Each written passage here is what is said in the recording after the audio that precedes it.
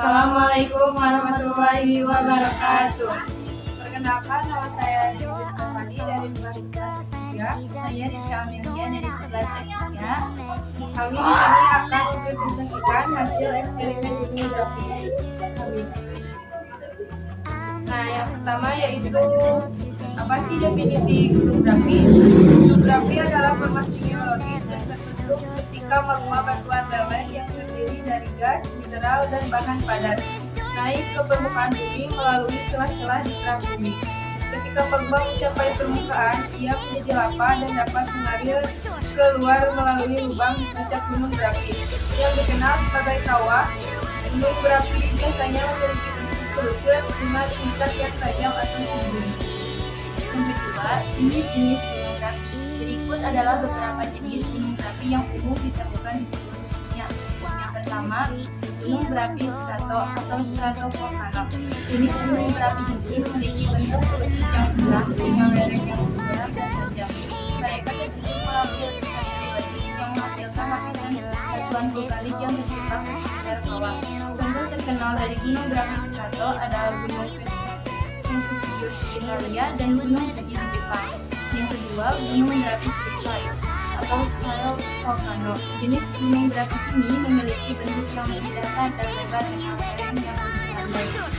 Gunung ini terbentuk oleh aliran lava yang mengalir dan tipis yang meluas di sekitar kawah, membentuk bukit yang luas. Contoh gunung berapi perisai termasuk gunung Krakatoa di Hawaii dan gunung di Pulau gunung berapi kaldera atau kaldera volcano. Jenis gunung berapi ini terbentuk ketika letusan besar mengosongkan magma dari kawah permukaan, menyebabkan pertumbuhan bagian gunung berapi. Ini menghasilkan depresi atau kaldera yang dalam dan luas. Contoh terkenal dari gunung berapi kaldera adalah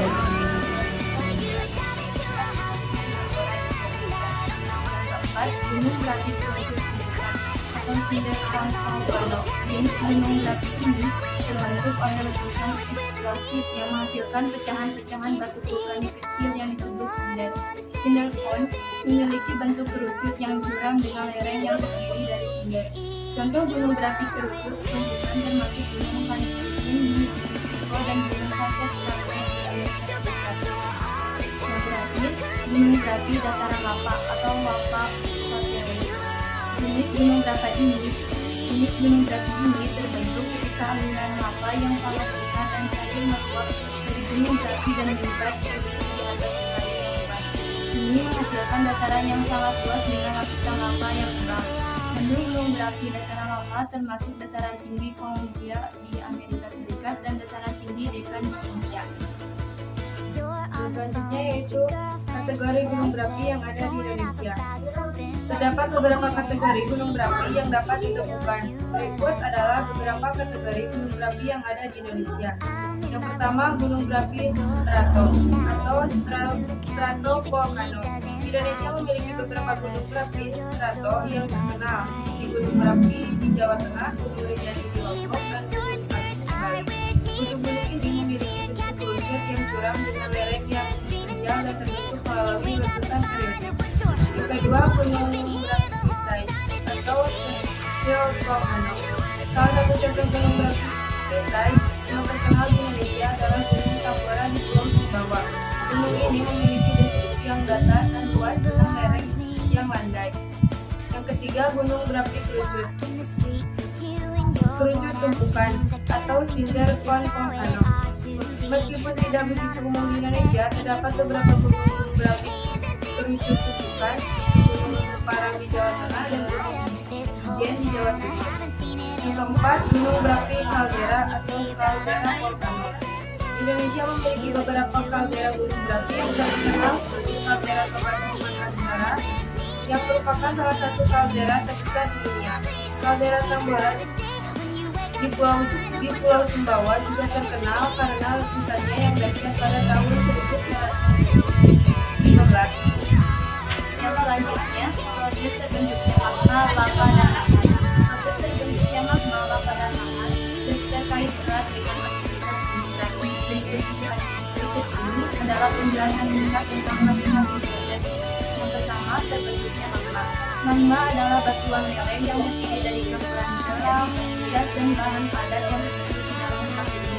Proses terbentuknya magma melibatkan pencairan batuan di bawah permukaan bumi karena peningkatan suhu, penurunan tekanan, atau penambahan fluida yang mengubah sifat batuan menjadi lereng. Proses ini biasanya terjadi di zona-zona subduksi, di mana lempeng tektonik bertabrakan atau saling bergerak di bawah. Yang kedua, letusan dan lava. Ketika magma mencapai permukaan melalui celah-celah di kerak bumi, terjadi letusan gunung berapi. Letusan ini dapat menghasilkan aliran lava yang terdiri dari magma yang telah mencapai permukaan. Lava adalah magma yang terbuka ke atmosfer dan mengalami mengubahnya menjadi batuan padat.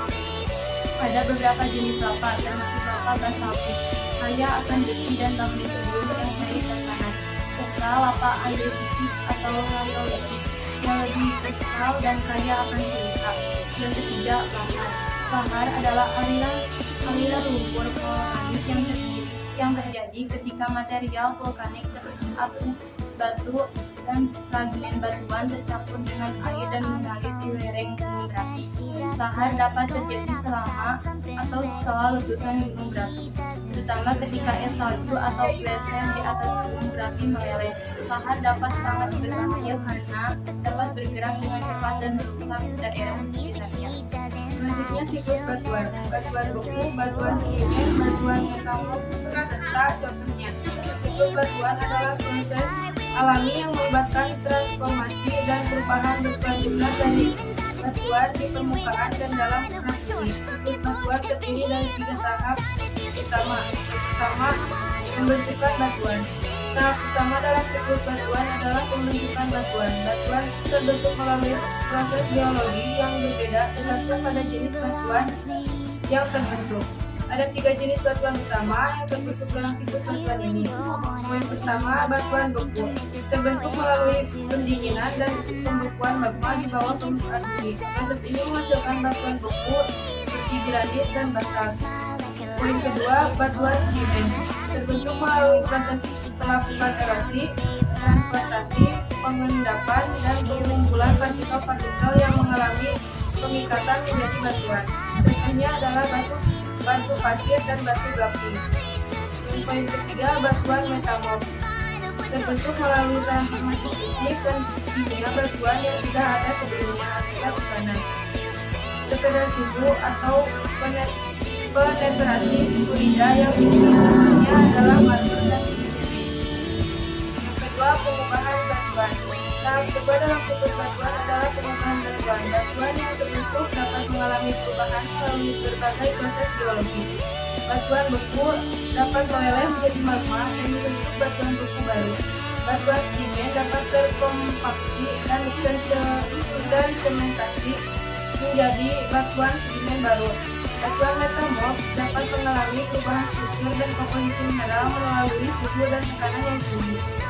Yang ketiga, pembusukan batuan. Tahap terakhir dalam siklus batuan adalah pembusukan batuan. Batuan yang terbentuk dapat terdegradasi dan terurai melalui proses pembusukan fisik dan kimia. Pembusukan fisik melibatkan pemecahan dan penipisan batuan oleh faktor seperti angin, air, dan suhu ekstrim. Pembusukan kimia melibatkan reaksi kimia yang mengubah mineral dan batuan. Hasil dari pembusukan ini adalah material yang dapat menjadi bahan dasar untuk pembentukan batuan baru dalam siklus batuan. Dan selanjutnya, jenis batuan yang dipakai untuk pembangunan Prambanan. Pada pembangunan Candi Prambanan, beberapa jenis batuan digunakan. Berikut adalah beberapa jenis batuan yang umum digunakan dalam konstruksi Candi Prambanan. Yang pertama, batu andesit. Batu andesit merupakan jenis batuan vulkanik yang umum digunakan dalam pembangunan Candi Prambanan. Batu ini memiliki warna abu-abu hingga hitam dengan tekstur yang padat dan kuat. Batu andesit digunakan untuk membangun dinding, pilar, dan relief di candi. Yang kedua, batu basalt. Batu basalt adalah jenis batuan yang terbentuk dari lava yang berkumpul. Batu ini umumnya berwarna hitam atau abu-abu tua dan memiliki tekstur yang padat. Batu basalt digunakan dalam pembangunan struktur bangunan di Candi Prambanan seperti tangga, pijakan, dan lantai. yang ketiga, batu kapur. Meskipun batu kapur tidak sebanyak digunakan seperti batu andesit dan bata, namun beberapa elemen arsitektur di Candi Prambanan juga menggunakan batu kapur. Batu kapur memiliki warna putih hingga krem dengan tekstur yang relatif lembut. Batu kapur biasanya digunakan untuk mengukir relief dan hiasan hiasan arsitektural tinggi. Kasihan kasihan Mungkin cukup sekian presentasi dari kami. Assalamualaikum warahmatullahi wabarakatuh.